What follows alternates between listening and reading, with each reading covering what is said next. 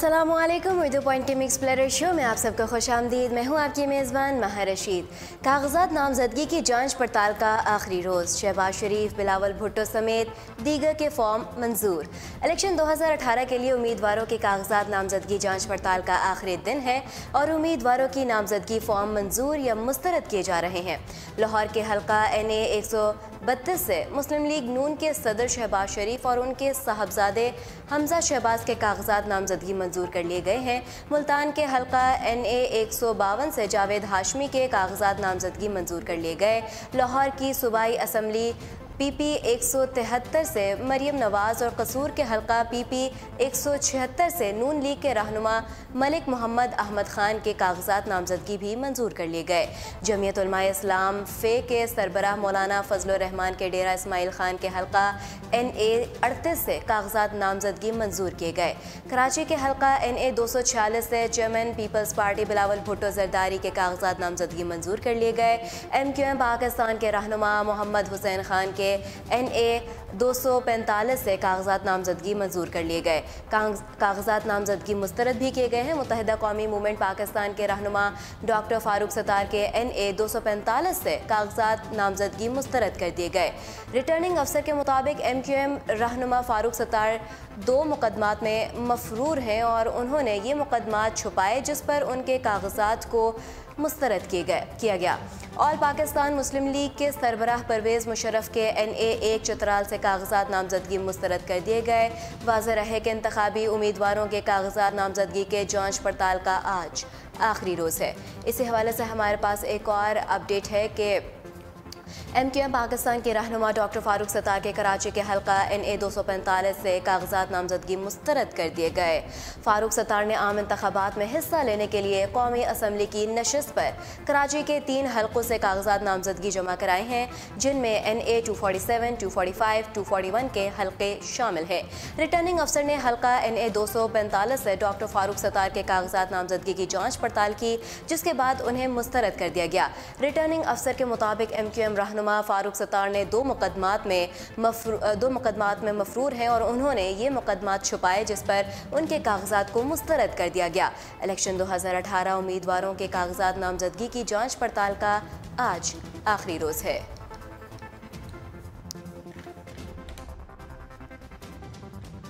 टिकटों की तकसीम के खिलाफ कारकुनान ने इमरान खान की रिहाइशगाह के बाहर डेरा डाल दिया।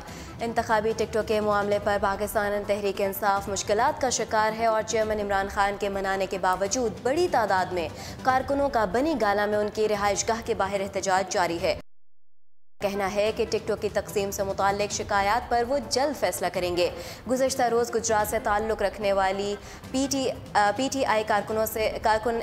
PTI कारकुनों ने सीनियर रहनुमा जहांगीर तरीन को इमरान खान के दफ्तर से बाहर जाने से रोक दिया था और मुस्लिम लीग कौफ के साथ सीट एडजस्टमेंट के खिलाफ नारेबाजी भी की। इमरान खान 3 बार अपने घर से बाहर आए और कारकुनों को एहतजाज ख़त्म करने के लिए मनाने की कोशिश की, ताहम कारकुनों ने उनकी एक न सुनी और एहतजाज करते रहे।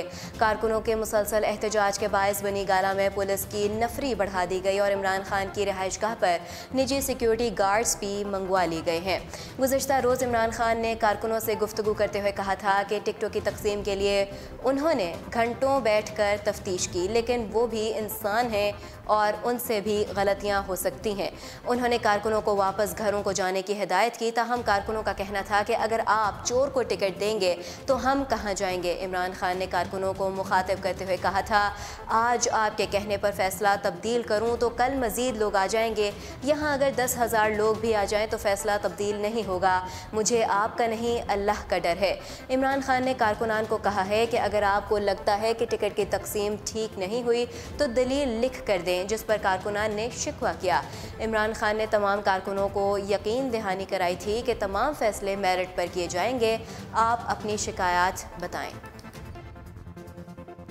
अगली अपडेट हमारे पास नेब रेफरेंसेस के हवाले से है। आपको बताते हैं कि एहतसाब अदालत में शरीफ ख़ानदान के खिलाफ इवन फील्ड, अल अजीज़ जिया स्टील मिल्स और फ्लैगशिप इन्वेस्टमेंट रेफरेंसेस की समाअत के दौरान नवाज शरीफ और मरीम नवाज़ को हाज़िरी से 4 दिन का इस्तिस्ना मिल गया। एहतसाब अदालत के जज मोहम्मद बशीर ने शरीफ ख़ानदान के खिलाफ नेब रेफरेंसेस की समाअत की। समाअत के दौरान नवाज शरीफ और मरीम नवाज़ की जानिब से हाज़िरी से 7 रोज़ा इस्तिस्ना की दरख्वास्त दायर की गई, ताहम अदालत ने 4 रोज़ का इस्तिस्ना मंजूर किया। आज जब समाअत शुरू हुई तो नवाज शरीफ के वकील ख्वाजा हारिस भी एहतसाब अदालत पहुंचे। जज मोहम्मद बशीर ने ख्वाजा हारिस से इस्तफसार किया कि क्या वो अपनी वकालतनामे वाली दरख्वास्त वापस लेकर आए हैं। साथ ही उन्होंने रिमार्क्स दिए कि वकालतनामा वापस लेने वाली आपकी दरख्वास्त खारिज कर दी है।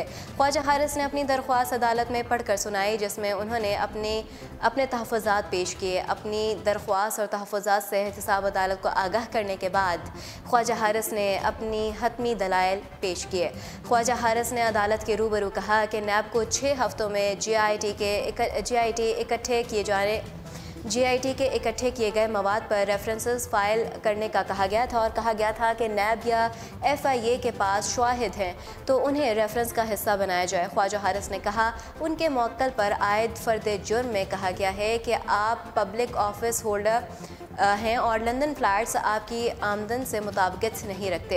नवाज शरीफ की फैमिली और ज़ेर कफ़ालत का लफ्ज़ बहुत अहम है। फ़र्द जुर्म में कहा गया है कि नवाज शरीफ, मरीम नवाज़ और दीगर लंदन फ्लैट्स के ज़राए बताने में नाकाम रहे।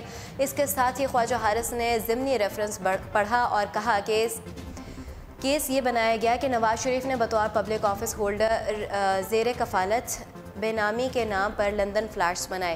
ख्वाजा हारिस ने दलाइल देते हुए कहा है कि बेनामी अलग चीज़ है और ज़ेर कफ़ालत अलग। साथ ही उन्होंने कहा कि फ़र्द जुर्म सब मुल्ज़िमान पर इकट्ठा आयद किया गया। दलाइल के दौरान अबूरी रेफरेंस पर बात करते हुए ख्वाजा हारिस ने कहा अबूरी रेफरेंस में भी लिखा है कि सुप्रीम कोर्ट ने लंदन फ्लैट्स की तफ्तीश का कहा, यहाँ पर भी लफ्ज़ तफ्तीश इस्तेमाल हो रहा है। अगली अपडेट की जाने बढ़ते हैं।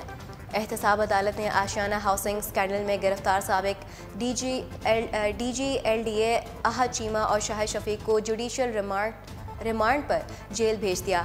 लाहौर के एहतसाब अदालत में आशियाना हाउसिंग स्कैंडल केस की समाअत हुई, जिस सिलसिले में नैब ने लाहौर डेवलपमेंट अथॉरिटी के साबिक DG अहद चीमा और बिस्मिल्लाह कंस्ट्रक्शन के चीफ एग्जीक्यूटिव शाहिद शफीक को सख्त सिक्योरिटी में अदालत में पेश किया। नैब ने एहतसाब अदालत के जज सैयद नजमुल हसन के रूबरू मौक़िफ़ अपनाया कि अहद चीमा को 21 फरवरी को गिरफ्तार किया गया था और मुल्ज़िम शाहिद शफीक को Punjab and development company inquiry में तफ्तीश के दौरान गिरफ्तार किया गया। मुल्ज़िम शाहिद शफीक की मलकियत बिस्मिल्लाह इंजीनियरिंग सर्विसेज और पैरागॉन सिटी की ज़िली कंपनी है। नैब हुक्काम ने अदालत को बताया है कि पंजाब लैंड डेवलपमेंट कंपनी ने 20 जनवरी 2015 को मुआहदा किया। 16,000 गरीब शहरियों ने आशियाना इकबाल के लिए 61 करोड़ रुपए जमा कराए, लेकिन 3 साल गुजरने के बावजूद मंसूबा मुकम्मल नहीं हुआ। नैब हुक्काम ने बताया कि अहद चीमा ने 14 अरब रुपए के मंसूबे का ठेका लाहौर कासा कंपनी को दिया। कासा और बिस्मिल्लाह इंजीनियरिंग सर्विसेज स्पार्को और चाइना ग्रुप का जॉइंट वेंचर है। कंपनियों को 15 करोड़ रुपए से ज़ायद रकम का मुआहदा दिया जाना गैर कानूनी है। कंपनियों की नाअहली से हुकूमत को 64 करोड़ 50 लाख रुपए से ज़ायद का नुकसान हुआ। एहतसाब अदालत ने नैब के दलाइल सुनने के बाद अहद चीमा को 90 रोज़ा जिस्मानी रिमांड और शाहिद शफीक को 87 रोज़ा जिस्मानी रिमांड के बाद जुडिशल रिमांड पर जेल भेज दिया।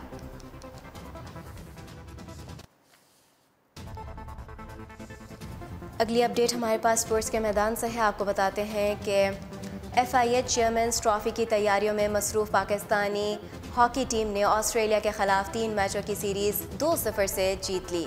चेयरमैन ट्रॉफ़ी की तैयारियों के लिए पाकिस्तान हॉकी टीम इन दिनों हॉलैंड के शहर ब्रैडा में मौजूद है और हॉलैंड और वहां के मकामी क्लब और ऑस्ट्रेलिया के ख़िलाफ़ 5 मैचों की सीरीज़ भी मुकम्मल कर चुकी है। गुज़श्ता रोज़ पाकिस्तान ने ऑस्ट्रेलिया को सीरीज़ के तीसरे और आखिरी मैच में भी 0 के मुकाबले में 3 गोल से ज़ेर करके सीरीज़ 0-2 से अपने नाम की। ब्रैडा में होने वाले इस मैच में पाकिस्तानी टीम ने आगाज़ में ही जारहाना अंदाज अपनाया और 90 मिनट में अरसलान के ज़रिए इब्तदाई गोल करने में कामयाब हो गई। मैच के दौरान ऑस्ट्रेलिया की टीम को भी गोल करने के मुताद्दद मौके मुयस्सर आए, लेकिन उनके फाउंडर पाकिस्तान टीम के दिफा हिसार में शगाफ डालने में कामयाब ना हो सके। अगली अपडेट हमारे पास शोबिस की दुनिया से है। आपको बताते हैं कि ईद उल फितर के मौके पर रिलीज़ होने वाली माहिरा खान और शहरयार मुनव्वर की फ़िल्म 7 दिन मोहब्बत इन बाकी तमाम फिल्मों को पीछे छोड़ते हुए कमाई में सबसे आगे निकल गई। दोनों दिन माहिरा खान की फ़िल्म देखने के लिए शायकीन ने भरपूर अंदाज में सिनेमाओं का रुख किया, जबकि थिएटर से निकलने के बाद लोग फ़िल्म की तारीफ़ करते हुए नजर आए। ईद के पहले रोज़ फिल्म ने 1 करोड़ 5 लाख का बिजनेस किया, जबकि दूसरे रोज़ फिल्म पहले रोज़ के मुकाबले में ज़्यादा बिजनेस करने में कामयाब रही और 2 करोड़ की कमाई कर डाली। इस तरह रिलीज़ के दो दिनों में फिल्म मजमूई तौर पर 3 करोड़ 5 लाख का बिजनेस करने में कामयाब हुई। ईद उल फितर के मौके पर पाकिस्तानी फिल्मों के मुकाबले में भारतीय फिल्मों पर तो पाबंदी आयद थी, ताहम बॉलीवुड फिल्म जुरासिक वर्ल्ड नुमाइश के लिए पेश की गई। हैरत अंगेज़ तौर पर ईद के पहले रोज़ जुरासिक वर्ल्ड माहिरा खान की फिल्म 7 दिन मोहब्बत इन से पीछे रही और सिर्फ 1 करोड़ 4 लाख का बिजनेस कर सकी। ताहम दूसरे रोज़ फिल्म अच्छा बिजनेस करने में कामयाब हुई और 2 करोड़ 5 लाख कमा लिए। इस तरह फिल्म का बिजनेस मजमूई तौर पर 3 करोड़ 45 लाख रहा।